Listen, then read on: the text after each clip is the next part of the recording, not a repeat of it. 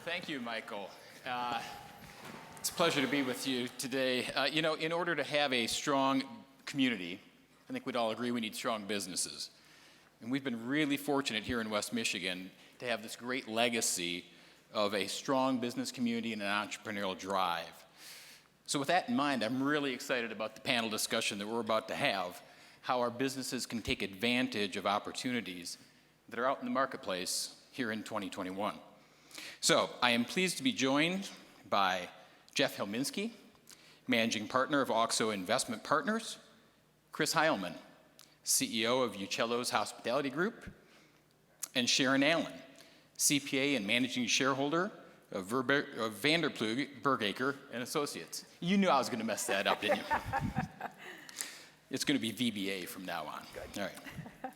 So Jeff has compiled a very diverse professional background over the past 25 years, including experience in private equity investing, manufacturing, engineering, and real estate development. He's been investing in West Michigan companies for since 2012, and earlier this year, Jeff launched the Michigan Opportunity Fund, making long-term investments across a variety of industries with a goal of preserving and growing local companies and jobs. Chris Heilman, he's led Uccello's Hospitality Group, a multi-concept restaurant company for the last 6 years and more than 25 years of experience in the industry, including being co-founder of one of my personal favorites, Urban Fire Pizza. And Sharon. Sharon joined Vanderplug Bergaker and Associates in 2004 and has more than 35 years of experience working with businesses across West Michigan, including 21 years with one of the fourth largest international public accounting firms. Currently, Sharon leads VBA in the day-to-day management of the firm. So thank you all three for being here this morning and the insight that you're going to share. So Sharon, I'm going to start with you. So as someone focused on helping businesses succeed, what are some of the things you learned about business, because we're all learning new things daily, didn't we? In our business community, what did you learn through the pandemic? Well, Joel, many leaders have faced challenging times in the past, and many of them went into this with very strong balance sheets and room on their line of credits and just good basic fundamentals. And all of those things help when you're faced with the pandemic or situations like we faced.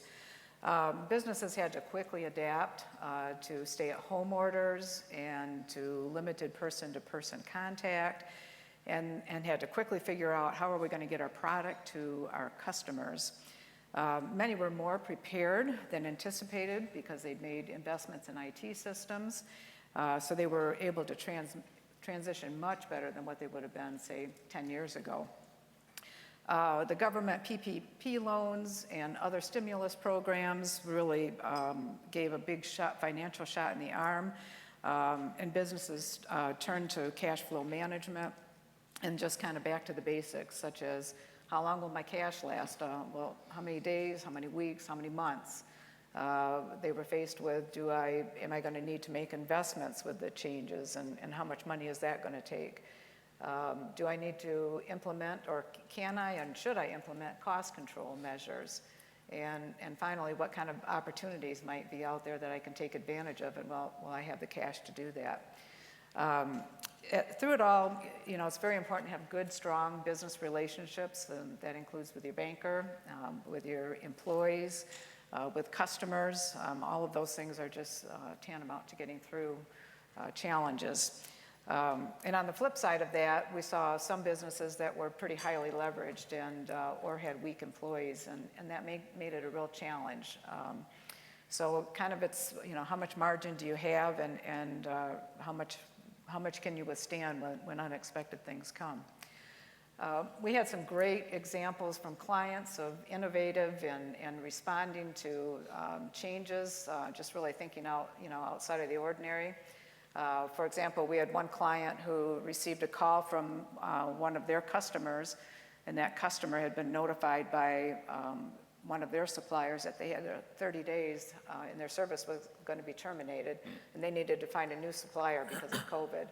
Our client was able to respond to that, and in 30 days they were up and running and able to provide them the service they needed. And because of that, they grew 25% in revenue. So, again, the investment and the ability, having some margin to be able to respond to those opportunities when they come. We had another client that provided correctional food service, and their business was impacted greatly when the court shut down. Fewer people being assigned to jail and correction time, and suddenly the meals went down, and so a lot of their revenue started declining. But then they had a real turn because suddenly vending machine sales in the correction facilities went up with a stimulus check. So, I mean, very unexpected things where you had to suddenly change where their focus was on and try to figure out how to get a greater amount of supply in a different area. We had a printing company that turned to making masks, and another favorite is a catering company that began to make home delivery to employees for employee happy hours. So that was kind of a unique and fun one. All things were learned during the pandemic, right? Mm-hmm. Some useful, some maybe just more fun. All right, great insight. Thanks, Sharon. Chris, I'm going to send you the next question. So, CEO in the restaurant industry, of all the industries, yours was hit probably the hardest, certainly harder than most. So what were the main lessons that you learned? So there are 3 key points that I want to share with you about what I learned by what we did not do. Pivot, productive paranoia, and perspective. The first is pivot. Pivot was a popular term last year, and it's sometimes incorrectly used as a synonym for change. A pivot is actually a special type of change designed to test a new hypothesis about a product, a business model, or an engine of growth. By that definition, what we did wasn't actually a pivot because there was no time to test our new business model. We created an entirely new one, going from a dine-in restaurant and bar to that of a delivery, takeout pizza place. And that change had to take place at light speed and without the luxury of testing the concept. The dine-in shutdown started on Monday, March 16th at 3 p.m., and we were doing in-house delivery and third-party deliveries that same day. The credit for this light speed innovation goes to our founder, Faro Uccello, who started in the restaurant business doing delivery and takeout at his Faro's Pizza shops back in the 1970s. And he knew exactly what to do, how to do it, and he taught us all how. He and the rest of the Uccello family were there side by side working with our team. And then credit to our general managers, restaurant managers, team members on the front lines who had to learn it and execute it every day, every shift, every hour so that our company could survive. The second point is productive paranoia. So learning how to take our biggest fears, channeling them into extensive preparation, taking calm, clear-headed action. I didn't learn that there was an actual term for this behavior until reading the book Great by Choice by Jim Collins. That was at the end of last year, and I wish I just would have read the book at the beginning of last year. In the book, he refers to productive paranoia as a core behavior of 10X companies, how even in calm, positive conditions, they constantly consider the possibility that events could turn against them at any moment. They believe with absolute certainty that conditions will turn against them unpredictably and without warning, always asking, what if, what if, what if? Some examples are Andy Grove of Intel, always looking for the black cloud and the silver lining.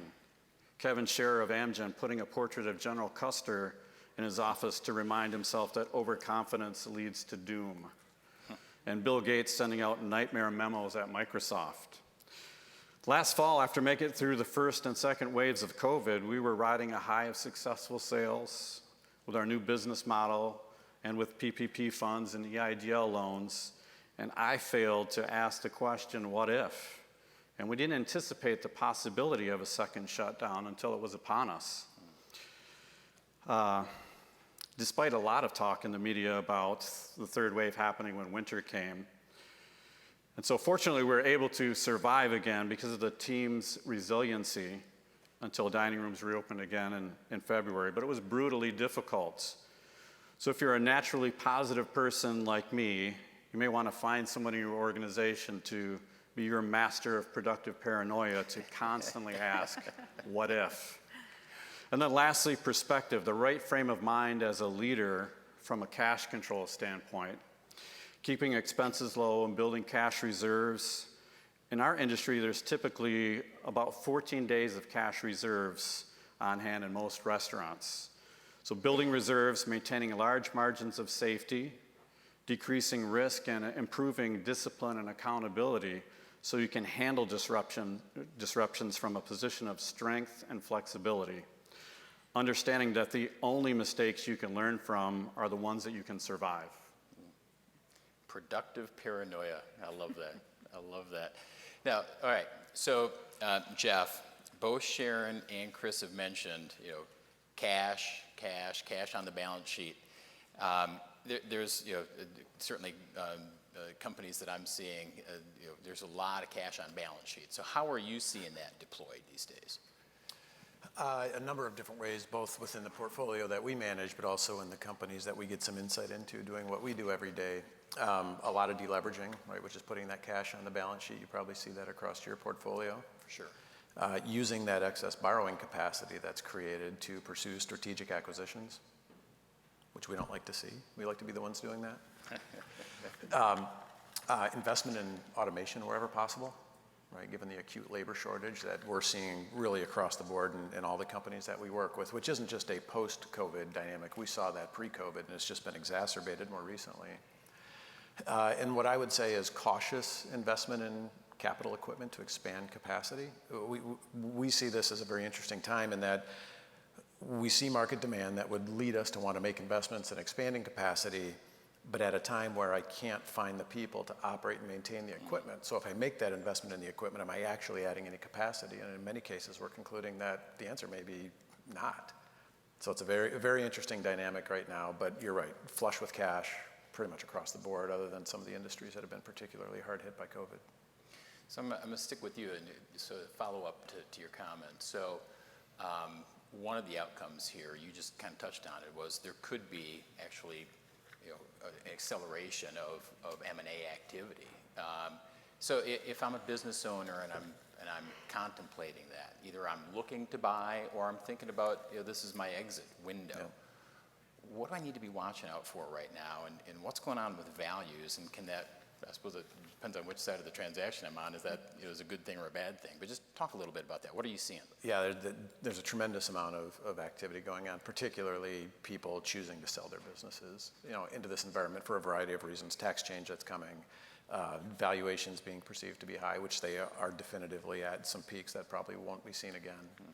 And it's an interesting situation when we talk to people, and the advice I tend to give them is, if you're thinking about making that transition, really spend some time understanding what matters to you at the end of the day, what you're trying to accomplish with the transaction, because based on the answer to those questions, and you're always making a series of complicated trade-offs, the ideal buyer could be very different depending on what you're trying to accomplish. So as an example, if your goal is to maximize the amount of cash I walk away from a transaction with, the profile of the buyer you should be seeking is likely quite different than the profile of a buyer if things like long-term sustainable employment for your employees and the legacy of the business are key considerations for you, right? That could look like a very different type of capital partner or successor for you. And so understanding what you really value and how you weight those different considerations is a critical step.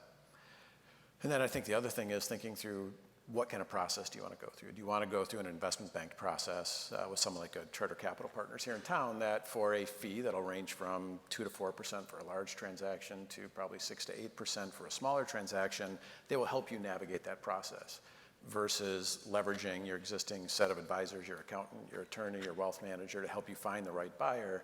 We see people pick that type of a process in situations where confidentiality and minimizing disruption to the existing business are paramount in their mind. So some of those things to think through up front will be critical to your success in actually accomplishing your goals on the back end. Yeah, no, great insight. And something you said there in terms of the selling at a peak, depending on your motivation, and that think about the sustainability. Maybe taking the top dollar might not be the most sustainable thing for that company going forward. And it goes back to a comment that Michael shared early on. Making $10 and or make an 8 and being a great person. So, you know, there's a lot of considerations when you think There about are, and it, right? everybody's Yeah. situation is different, Yeah. right? So Sharon, so thinking about businesses now, kind of coming out of this, you know, we're back in person, the economy's opening up, there's a lot of strength. What are the challenges or what the lessons maybe learned in the past year that you think businesses need to absolutely hang on to and carry forward as they're making this transition from hunkering down into, hey, I'm going to thrive? So what are some of those challenges or lessons that you really think are critical going forward? Well, one of the biggest challenge, of course, is people and finding employees to fill the positions and, you know, making the investments in people, getting them trained. You know, again, it takes cash, it takes money to do that. It takes an investment in people. You can't do that overnight. People need new skills. They need new mindsets, new skills, and I think employers are going to have to be part of providing that and bringing people on board and up to speed with that, and that just takes time and investment. You know, inflation is another big worry that everybody has, obviously, with the challenge with finding people to fill positions. There's a lot of retirements. Baby boomers are reaching the age of retirement out there. You know, all of that is, I'm gonna really have to invest in people, and it's gonna take me a while to get a smooth running operation. And, you know, and that takes money. So again, watching the cash, watching the balance sheet, you know, I think what Jeff said, you can buy equipment, but if you don't have the people to run it, you're just going to be sitting there idle. So trying to bring all of that together, you know, and dealing with the velocity of change and staying nimble and just being able to adapt quickly to a changing landscape. Yeah, so all that, you know, the ability to be nimble, creative, all the financial discipline that got a company through, those are the same tools that'll get them going forward. They just got to refocus. That's right. And think a little bit differently about it. That's very good insight. Hey, Chris, I'm going to shift gears just a little bit. I know you jumped on the EOS bandwagon, I guess a few years back. So talk about how that served you, you know, going through this last, whatever word you want to put out, this last incredible 15 months. Yeah, so EOS promises to help entrepreneurs and leaders run a better business and live a better life. And I want to share with you how it delivered on that promise for me, both personally and professionally, with hope that it may do the same for you. So from a personal standpoint, 2 EOS tools really helped me. The first was clarity breaks. A clarity break is the habit of taking quiet thinking time on a regular basis. I had the self-imposed leadership hero syndrome where I felt like I always had to be the first one in and the last one to leave the office every day, leading by example. Only this was the wrong example to set for our team. The example we should be setting for our teams is to prioritize their families and a proper work-life balance, to succeed at home first. Last summer, a clarity break helped me realize that and make some decisions that changed my life for the better. I started working from home first thing in the morning instead of going right into the office. There was nobody there that early in the morning anyway, and so everything that I was doing in the office could be done from home. I'd have breakfast with my family and then walk both my kids to the bus stop every day before I would only see them at night when I got home. And it was a really special year for us.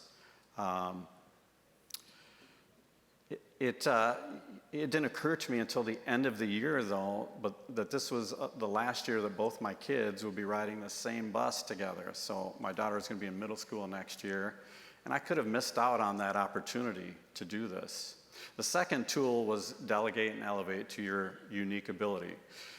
The other realization I had was that in order to be able to make these changes, I needed to get much better at delegating and elevating so I could free myself up to prioritize my family, spend more time working within my unique ability.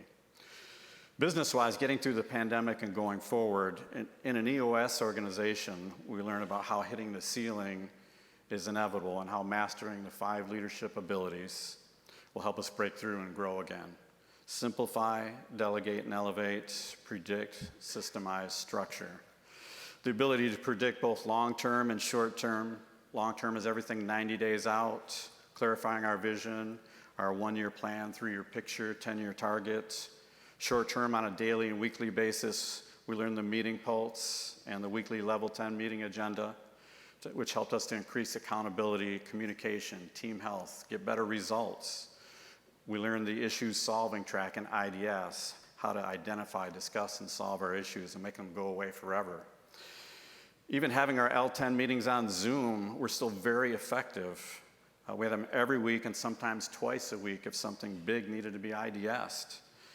The ability to systemize, documenting and simplifying our new pandemic-related core processes. The ability to structure using our accountability chart, getting the right structure in place for our leadership team, getting the right people in the right seats, and then clarifying everyone's roles and what they're accountable for. During the pandemic, we needed to clarify who would be our external voice to talk to our guests and the media, who would be our internal voice to communicate to our team about all of the changes to mandates, orders, regulations that were coming at us on a regular basis. And then who was accountable for applying for PPP loans and forgiveness for all of our entities and our EIDL loans, grants. And last but most importantly, we used our core values and our core focus as our internal filtering mechanism to help guide us in all our decision making. So when facing a tough issue to solve, we would ask ourselves, what are our core values and core focus tell us we should do? That's how EOS helped us not only survive but thrive during the pandemic and has us feeling really prepared for the success this year and beyond. But we're still going to maintain our productive paranoia and continue to ask ourselves, what if, what if, what if? Winter's coming again. Yeah, great insight. I just want to thank each of the three of you for sharing your wisdom, your experience, what we've all been through this past year, what you drew out of it. Thanks for what you're doing to make the West Michigan business community strong and vibrant, and more importantly, now what you're doing to move it forward. So with that, I'm going to turn it back over to our chair, Michael Davenport. Michael, wherever you are, the stage is yours. Thank you, sir. Thank you. Doesn't everybody like Chris's shoe game?